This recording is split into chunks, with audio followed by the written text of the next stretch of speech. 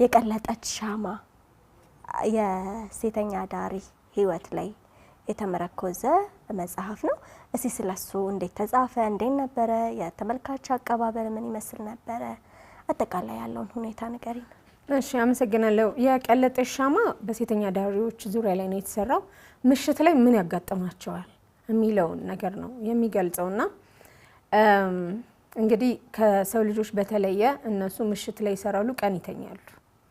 እኛ ደግሞ ቀን እንሰራለን፣ ማታ እንተኛለን አይደለ? የነሱ ደግሞ የተገላቢጦች ነውና ኒው ላይፍ ያንግ ውመን የሚባል እርዳታ ድርጅት ውስጥ መምህራቸው ነበርኩኝ። ሃንድ ሜድ አስተምር ነበረ።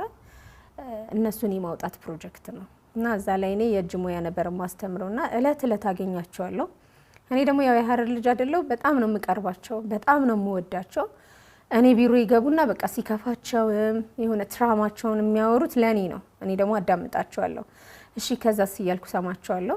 ከዛ ያንን ቀዳሁኝና ኢንተርቪው ያረኳቸው ውጪ ላይ ምሽት ላይ በመውጣት ብርዱን በማየት እንዴት እንደሚሆኑ በመመልከት ነው የጻፍኩትኝ የቀለጠች ሻማ።